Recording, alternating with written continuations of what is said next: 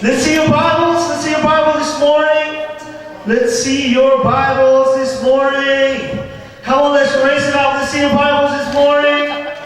Let's turn our Bibles in the book of Genesis. In the book of Genesis. If you don't know where the book of Genesis is, can someone slap you outside your head? Book of Genesis, the first book in the Bible, and we are concluding our series. What is our series called in this church that we started this year? No filter. What is it called? No filter. And we have studied so much about biblical characters the past several weeks. And we have learned so much about the weaknesses of each one. Elijah, Gideon. Last week we talked about Rahab. Last week we talked about Gideon. And we understand that even those who are called by God, mighty men that have seen God's miracles and have seen the power of God, all of them alike have weaknesses just like us. We have our insecurities, we have our doubts, we have our worries, and I cannot think of a better way to end this series this morning other than sharing to you the life of Joseph. Say Joseph. Joseph. Turn the person next to you, say Joseph. Joseph. Joseph is the youngest son of Jacob, and Jacob had 12 sons.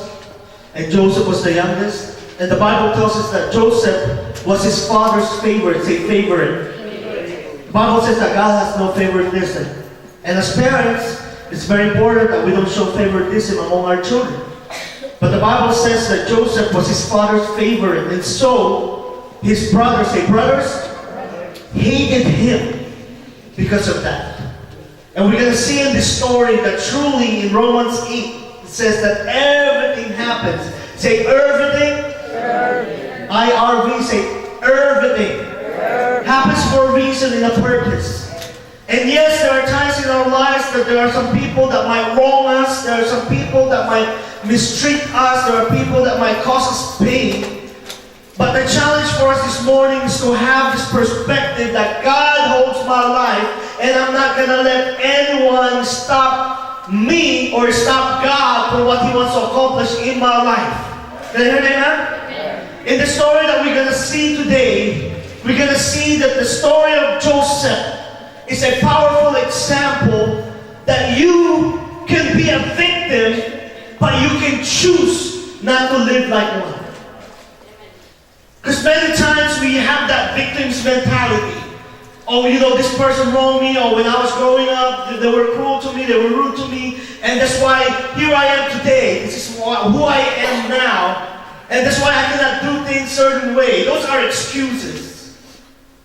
I hope this morning we'll be challenged to understand that even though when there's people that have wronged us, even though there's things in our life that didn't go our way, God can still be in control, and we can still trust God and say, God, you know what you're doing, I know what you called me to do, and I'm going to stay in the course of that calling. Can you hear me, amen? Let's all bow our heads. Father, Lord, we thank you, God, this morning for this series, Lord, that we understand about our weaknesses. We understand that each one of us here sitting this morning is going through something, is going through some kind of weaknesses in their lives. We all have these insecurities, we all have these doubts, fears, worries, anxieties. All of this, God, we see it as a struggle of everyday life. But Lord, your challenge for us in this series is to surrender it all to you and give it all to you. Amen. And be honest to ourselves and say, God, I cannot do it myself. Can we all say that together this morning? God, I cannot do it myself. Come on, let's say that together. Say, God, I cannot do it myself. I cannot do it myself. Let's say this together. God, I need you. God, I need you. I need you in my life. I need you. We need you. Lord, may your word challenge us now this morning as we pray and ask this. Yes, Lord. In Jesus' name. Amen. Amen. One of the hardest questions I've been asked before is, Pastor, why do bad things happen to good people? Kind of like the story of Joseph. Man with faith, loves God, loves his children. Pretty much everything about his life was upright. But then experienced so much troubles, so much trials. And God allowed the enemy, the devil, to test him. And so that question kind of continue to resound in our minds. Lord, if we are your children and if we are believers of Christ, but still bad things happen to us, then what is really the difference? And I came to understanding that actually bad things have not only happened to good people, bad things happen to all people. Can you hear me, man? But sometimes we have this perspective that if you're good, bad things are not supposed to happen to you. But in reality, in life, anything can happen. That's why it's very important for us to understand where we stand when it comes to God. Because the things that we're going to go through in life is not always going to be easy. It's not always going to be smooth sailing. Can I hear an amen? Some of you here have experienced some beating up in your life. Can I hear an amen? But you're still here. But we are still here. We are persevering. It is not just that fighting spirit of God, I'm a fighter. No, God, I understand that you are still in control. And this is what is so amazing about the story of Joseph. I want all of us to be encouraged this morning about his story. Because we know Joseph has been unfairly mistreated. How many of you have experienced that one time in your life where you say that, God, it is unfair? Can you hear that, man? God is not fair. I did what I had to do. I did my part. I do this. You told me to read your Bible. You told me to pray. You told me to worship. But God is still not fair. And sometimes that is really just our honest conversation with God. But here in the story of Joseph, we will see that Joseph never did once, even though he had all the excuses, even though he had all the reasons to question God, or even blame others for his misfortunes, Joseph said, I'm not going to go there. Hallelujah. Are we preaching this morning, church? I'm not going to go there. I'm not going to blame others for my misfortunes, even though they have caused me some grief. You know what I'm going to do? God called me to be a dreamer, so that's what I'm going to stick doing. God called me to be something great. God called me for this task and for this purpose. And so I'm going to focus my mind on this, and I'm not going to let others tell me otherwise. I cannot do it.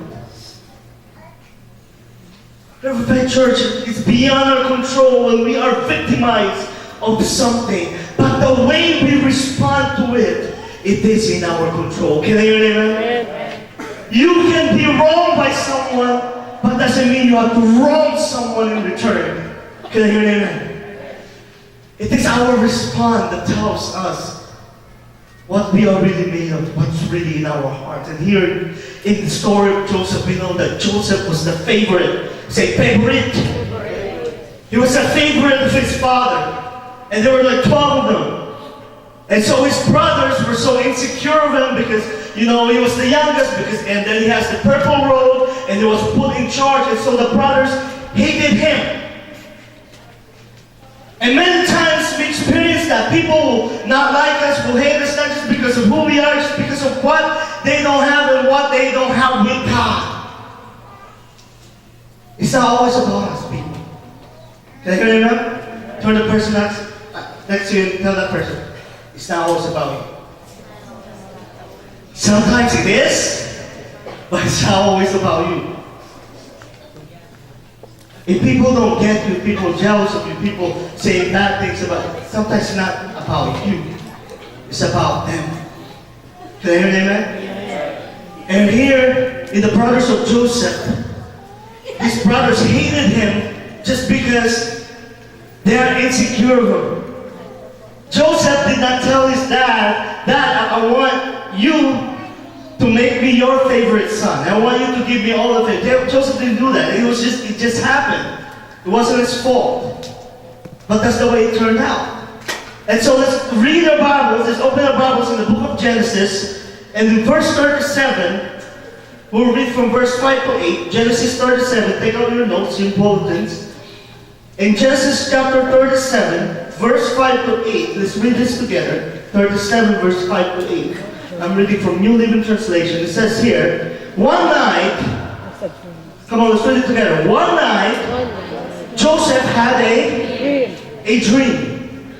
And when he told his brothers about it, what did they do? They what? They hated him more than ever. To begin with, they don't like him because he was the father's favorite. But now he told them about a dream. And the Bible says that before he even mentioned what the dream was, the Bible says that his brothers hated him even more. He didn't tell him about the dream yet. And so he said here, listen to this dream. He said, we were out in the field tying up bundles of grain, and suddenly my bundle stood up. Say, stood up. And your bundles all gathered around and bowed low before mine. So this is probably not a good dream for Joseph to be telling his brothers. He probably too naive or too young to realize that, oh, my brothers hate me. So he's telling them, the brothers, you know what, I have a dream. In my dream, we're all gathering, all these bundles. And in my dream, my bundle stood up and all your bundles bowed down. And so they asked, his brothers responded, so you think you will be our king? Do you actually think you will reign over us? And they hated him all the more because of his dream and the way he talked about them. Let me ask you this morning, Free Church. Was it Joseph's fault that he had a dream? No. Was it Joseph's fault that his bundle, just the one that stood up and everybody else just bowed down to his bundle? Was that his fault? No, it wasn't his fault. But this was the dream that was given to him by God. And sometimes people's not going to get what you're doing for God or what God has called you to do. There are people that's probably not just going to get that. And Urban Faith Church says it's okay. Say it's okay. Say it's fine. Because what is important is, do you understand what God called you to do?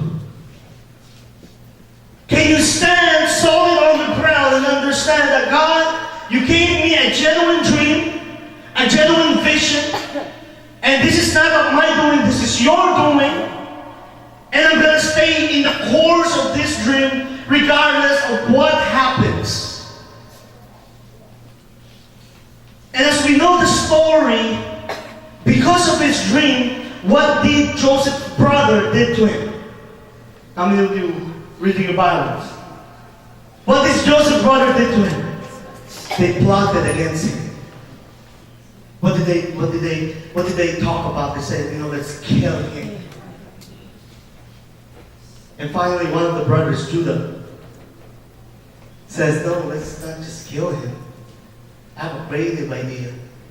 Let's just make it look like he was eaten by a beast. But let's just sell him as a slave. Now, can somebody tell me, is life fair? Sometimes not. Can I hear an amen? And so what his brothers did is, instead of killing him, they made it look like that he was killed by a wild animal, and they sell him as a what?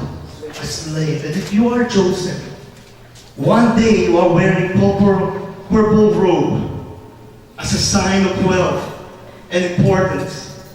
The following day, here you are, sold as a slave. Now there are two things you can do. First, feel sorry about yourself. Blame everybody else about what happened to you. Start pointing fingers. Start questioning God. God, it's your fault. You gave me this dream. I didn't want this dream. And start doing all that. Or face it. Can I hear an amen? Tell the person next to you, say, face it. This is the card that you've been dealt with.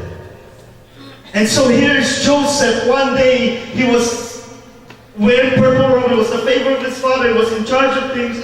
The following day, he is now a slave. They ended up in Potiphar's house. And what happened in the Potiphar's house? God blessed him still. Can you hear me now? In the Potiphar's house, God blessed him because the Potiphar saw that Joseph was really gifted, and so he promoted Joseph. He was a slave and now he was in charge of things. And then what happened to him in Potiphar's house? The Potiphar's wife took notice of him and tried to seduce him. And to make the long story short, what had happened? He ended up in jail because he was wrongly accused of rape and sexual assault.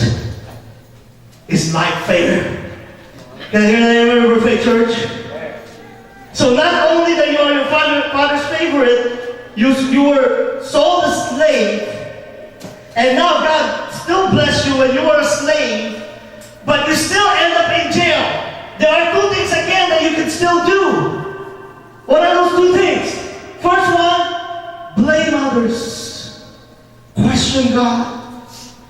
Start pointing fingers. Or the second part is, face it and move forward. Can you hear it, amen? Can we give a hand to our God this morning? Are we preaching in the picture? Are we seeing the picture here? Look what it says in number one point in our notes this morning. It's not what come at you that really what made Joseph great in his life and his testimony. One thing that amazes me about Joseph is this. Joseph, despite of all the misfortunes that is happening in his life, what did he do? He stayed in the course of his dream, no matter how hard things have gotten. How do you know that you have a genuine vision and you have a genuine dream from God? You will stay in the course of that dream no matter what. Can you hear that? How many times do you hear people, oh, you know, I have a vision in my life, I have a 5-year goal, this is what I'm going to do. This year, you heard them all, they're pursuing medicine. The following year, they're pursuing business. The following year, they're pursuing engineering. The following year, they do this. And it seems like every time the wind changes, your dream also changes. Can you hear me, amen? Now, I'm not saying it's wrong to see what options you have there. But there's one thing I realized so far. When God gives you a genuine vision, He wants you to pursue that vision until He has bring it to completion. Can you hear me, amen? Oh God, I have a goal, I have this plan, I have this 5-year plan. Is that really from God? Because if that is really the vision that God's giving you, you will stay course in that vision. You will stay course in that vision. Let me tell you, I've been pastoring this church 6 years, and I never believed in the vision of this church more than ever, than any time when I started. Amen. Can I hear an amen? I believe in it, and I believe by God's grace that He will take us there. Question for you, do you know the calling, the vision that God's giving your life? There is a warning in the book of James. It says, don't be like waves in the sea, tossed here and there. In other words, make up your mind about God. Make up your mind about God. Make up your mind about what God has really called you to do. And God's not going to change it every year. God's not going to change it every time we change the series. Oh, in that series, this is what God is telling me. In this series, oh no, it's a completely different thing. God will never contradict Himself. Only God can do to you is confirm and reassure you that yes, you are still on the right track. Can you hear me? Joseph The youngest of Jacob was singled out, mistreated badly by his brothers. Sold as a slave, ended up in Potiphar's house, wrongfully accused, ended up in jail. But guess what? If God calls you to do something, He will prepare the way for you. Can I hear that? If God calls you to do something, He will prepare the way for you. And regardless how bad Joseph being mistreated by people around him, where did he end up? He ended up a slave, God bless him. He ended up in Potiphar's household, God bless him. He ended up in jail. What did God do in jail? Bless him. You know, you can kill the dreamer, but you can never kill the dream. Can I hear an amen? You can do all you want about people that has genuinely calling. They receive a calling from God. You can tell everything you want, everything. You know, you can say bad about them, but God calls them to do something. Guess what? He will bring it to completion. And the same thing with Joseph. He ended up in jail, and guess what? What happened in jail? The Pharaoh's baker was there. And Joseph, because he was called to be a dreamer, he interpreted the dream. And the Pharaoh had a dream. And somebody that used to be in the same jail with Joseph now told the Pharaoh, I know this guy, Joseph, when I was in jail. He can interpret dreams. And then what happened? Pharaoh called Joseph. And Joseph, what did Joseph do? Here's your dream, king. 7 years you plant, 7 years there's going to be famine. And so there is famine in all the land except in Goshen. Say Goshen. Say Goshen. No, Goshen is the place where there was no famine, that is in Egypt. We have to realize that God, if He calls us to stay in the course of the dream, we'll stay in the course of the dream. What do we see in the life of Joseph? Not even once. Say once. Let's go point our finger once. Say one. Not even once did we hear Joseph complain, felt sorry about himself, blame others, or blame God. He kept moving on, and he kept facing what life threw at him at that time. He kept moving forward in his life. He faced every circumstance as they come his way and lived his life one day at a time. One day at a time. Sometimes you focus too much on what lies ahead. God is saying, I just want you to focus on what's right in front of you. Take life one day at a time. He stuck to what he does best, which is being a dreamer. And at the end of it all, he watched everything unfold right in front of his eyes. And so here is Joseph, sold as a slave by his brothers, ended up in jail, ended up in Potiphar's household, now ended up in Egypt where Pharaoh now put him in charge. Say in charge? What a beautiful message for the life of Joseph. Can I hear an amen? Are we getting this, church? I'm so encouraged by his life because it seems like people will always wrongfully mistreat him, but God will continually and always will have his back and say, okay, you guys can mess with this guy, but you know what? I got him. And how many of you can say that you know someone who has been sold as a slave, ended up having the same power as the king of Egypt, as the Pharaoh? Because he was able to interpret the dream of the Pharaoh. And the Pharaoh says, you're going to have the same authority, except I'm the Pharaoh, you're not. But we're going to have the same authority.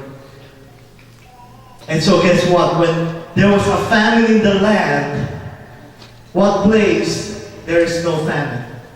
Egypt. Because Joseph was there, interpreted the dream. And guess what? There is famine. His brothers. There's famine in the land. And so if there's famine everywhere, say everywhere? Everywhere.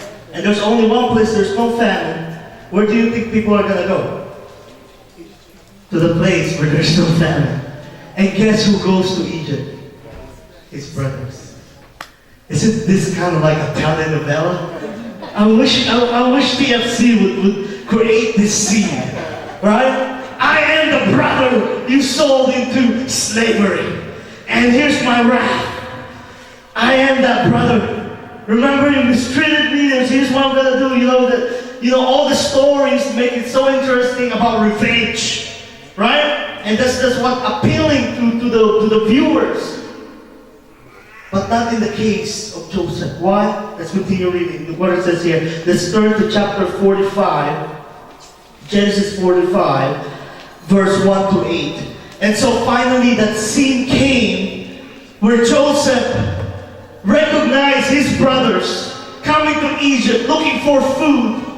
And he learned that his father still lives. And so he's seeing his brother, they're going back and forth, and he could not take it anymore. Not to tell them that I am Joseph, whom you sold into slavery. Kind of like us, right? Sometimes we cannot wait to get that revenge. You know? Like, man, this is the time that I'm going to show you that you are wrong.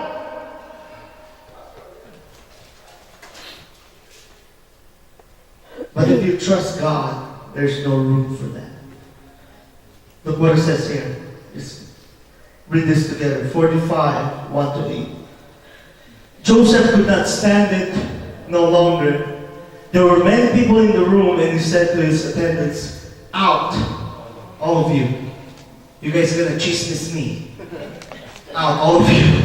Okay, you guys are going to post this on Facebook, on Instagram. Oh, look at this, Joseph was sold by his brothers, and he's going to make it to NSNBC and all that. And so he said, no, get out, all of you, get out. And look what it says. So he was alone with his brothers when he told them who he was.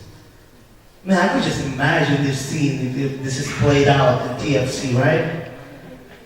That final moment, and then they're gonna cut it off so you can watch the next episode. That's what they're gonna do. But here in the scriptures, look what it says. So he was alone when he told him who he was. Then what did Joseph do? He What? went. Wait. Joseph, this is your time to get back with your brothers. This is your time to rub it in their face. That you make it out alive, and you are alive and well, and now you are in charge, and now you can say, and you can blame them, and you can rub it up their face, and you can just tell them everything they did wrong to you. Sometimes it's a natural thing to do, right? Amen? Joseph, he broke down and what? And wept.